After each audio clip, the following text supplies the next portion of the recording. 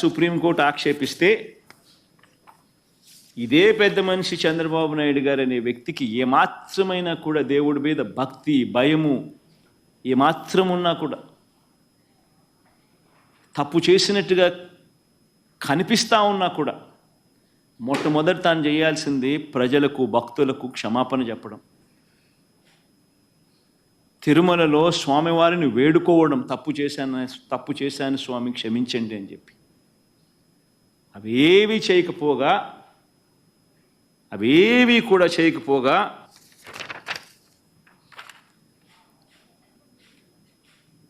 తన TDP Twitter handle నుంచి వాళ్ళు రిలీజ్ చేస్తూ ఉన్న అబద్ధాలతో మరో ట్విట్టర్ హ్యాండిల్ నుంచి వాళ్ళు చేసిన మరో ట్వీట్, చంద్రబాబు నాయుడును కోర్టు తిడితే మీ పాపం పండింది జగన్, తిరుమల లడ్డు కల్తీపై సుప్రీంకోర్టు సీరియస్ అని చెప్పి జగన్ మనల్ని తిట్టినట్టుగా వక్రీకరిస్తూ ట్వీట్.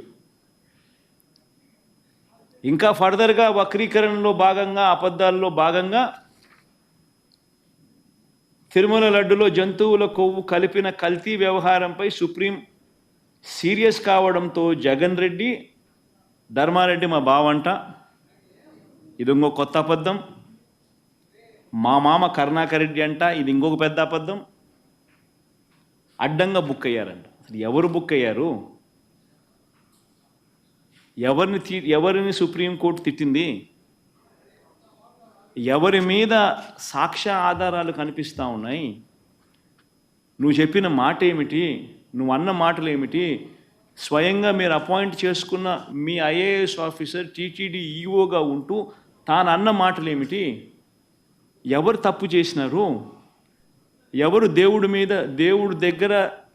దేవుడి సమక్షంలో దోషులుగా ఎవరు నిలబడాలి? ఎవరికి దేవుని మీద భక్తి ఉంది, భయం ఉంది? అన్న కర్మ ఏమిటంటే ఈ మనిషికి దేవుడు అంటే భయము లేదు, భక్తి లేదు. దేవుణ్ణి సైతం రాజకీయాలలో వాడుకునే అన్యాయమైన బుద్ధి ఈ రాజకీయ నాయకుల్లో ఉంది. కాబట్టే ఈ చంద్రబాబు నాయుడు గారు లాంటి అన్యాయమైన రాజకీయ నాయకులు ఉన్నారు కాబట్టే మన కర్మ మనకి నిజంగా రాష్ట్రానికి రాబోయే రోజుల్లో ఈ పాపం, దేవుని కోపం ఆంధ్ర రాష్ట్ర ప్రజల మీద పడకుండా దేవుని నేను వేడుకుంటా ఉన్నాను. ఆ పాపం అనేది చంద్రబాబు నాయుడికే పరిమితం కావాలి.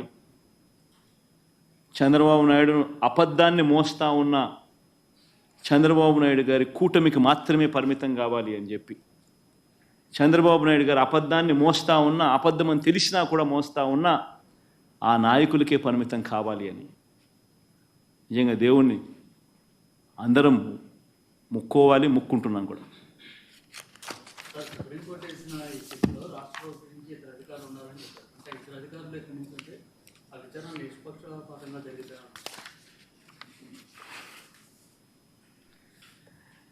అల్టిమేట్గా ఒకటి గుర్తుపెట్టుకోవాల్సింది ఏమిటంటే,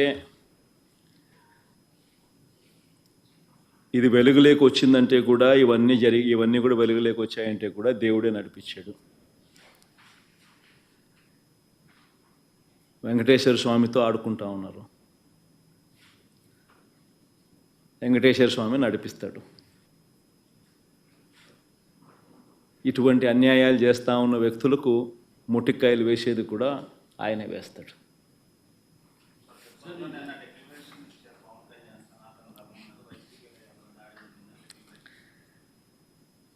సనాతన ధర్మం అంటే ఈ మనిషికి తెలుసా? ఫస్ట్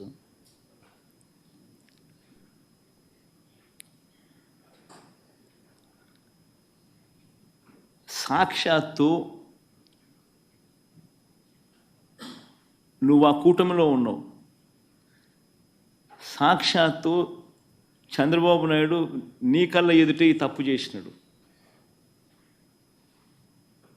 తప్పు అని నీకే కాదు, సామాన్యునికి 6 ఏళ్ల పిల్లోనికి కూడా కనిపిస్తూ ఉంది, నీతో సహా. మరి నీ కళ్ళ ఎదుటే కనిపిస్తూ ఉన్నప్పుడు, నీ కళ్ళ ఎదుటే వెంకటేశ్వర స్వామి ప్రతిష్టను తగ్గిస్తూ వెంకటేశ్వర స్వామి లడ్డు విశిష్టతను తగ్గిస్తూ కావాలని దుర్బుద్ధితో రాజకీయాలతో రాజకీయ లబ్ధి పొందేందుకు ఇన్ని కోట్ల మంది వెంకటేశ్వర స్వామి భక్తుల మనసుల్లో ఒక అనుమానం క్రియేట్ చేయడం, దానివల్ల అపవిత్రత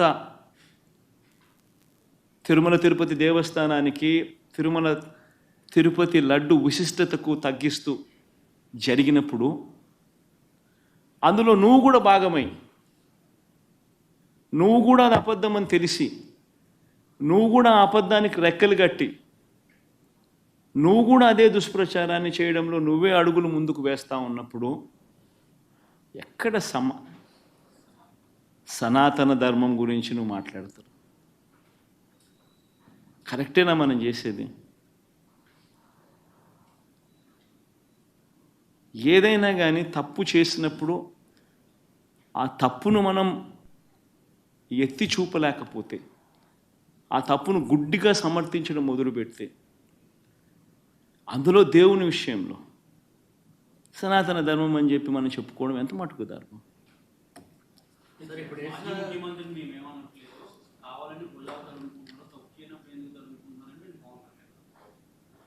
తప్పు చేయలేదు కాబట్టే గట్టిగా ఇవన్నీ ఆధారాలతో సహా చూపిస్తూ ఉన్నారు. నేను చెప్పినట్టు కాదు, చంద్రబాబు నాయుడు మాట్లాడిన మాటలు స్వయంగా వాళ్ళ టీటీడీ ఈవో మాట్లాడిన మాటలే ప్లే చేస్తున్నాను. తిరుమల తిరుపతి దేవస్థానంలో దశాబ్దాలుగా ఉన్న ప్రాక్టీస్ ఏదైతే ఉందో ఆ ప్రాక్టీస్ను చూపించాము. ఒక రోబస్ట్ ప్రక్రియ తిరుమల తిరుపతి దేవస్థానంలో ఉంది అన్నది మనం గొప్పగా చెప్పుకోవాల్సింది పోయి, మన లడ్డు విశిష్టతను మనం గొప్పగా చెప్పుకోవాల్సింది పోయి, మనంతటి మనమే మన గుడిని, మన స్వామివారిని, మన లడ్డు విశిష్టతను మనమే తగ్గించుకుంటూ మనమే మాట్లాడడం, ఒకవైపున మాటలన్నీ మాట్లాడుతూ మనమే సనాతన ధర్మం అనడం ఏ రకంగా ధర్మం అది? చంద్రబాబు ఎట్టిన తర్వాత ఇంత వివాదం చెద్దగింది కాబట్టి ఇప్పుడు సుప్రీంకోర్టు వేసిన సిట్టు చంద్రబాబును కూడా ప్రశ్నించాల్సిన అవసరం నాకు. సుప్రీంకోర్టు ఇంత ఆక్షేపణ చేసిన నేపథ్యంలో చంద్రబాబు నాయుడు అనే వ్యక్తి తాను వేసిన సిట్టును కూడా రద్దు చేసిన నేపథ్యంలో చంద్రబాబు నాయుడు అనే వ్యక్తి నిజంగా తప్పు చేశాడు అనేది రుజువవుతూ ఉంది, కనిపిస్తూ ఉంది. సుప్రీంకోర్టు ఇచ్చిన తీర్పులోనే కనిపిస్తూ ఉంది, వాళ్ళు ఇచ్చిన కమెంట్స్లోనే కనిపిస్తూ ఉంది, వాళ్ళు రద్దు చేసిన సిట్లోనే కనిపిస్తూ ఉంది. మరి ఇంతగా కనిపిస్తూ ఉన్నప్పుడు చంద్రబాబు నాయుడు అనే వ్యక్తి చేయాల్సిన పని ఏముంది? చేయాల్సిన పని ఏమిటి? ఒక అబద్ధాన్ని మళ్ళీ ఇంకా పెద్ద అబద్ధాలతో దాన్ని అబద్ధాన్ని రుజువు చేయడం కోసం ఇంకా ఎక్కువ అబద్ధాలు చెబుతూ కలియుగ దైవం అంటారు వెంకటేశ్వర స్వామిని.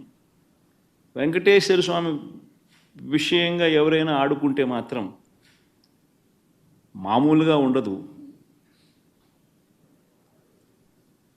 వారికి జరగబోయే వారి పాపం అనేది పండి వారికి జరగబోయే నష్టం తెలిసి వెంకటేశ్వర స్వామితో ఆడుకుంటా ఉన్నారు.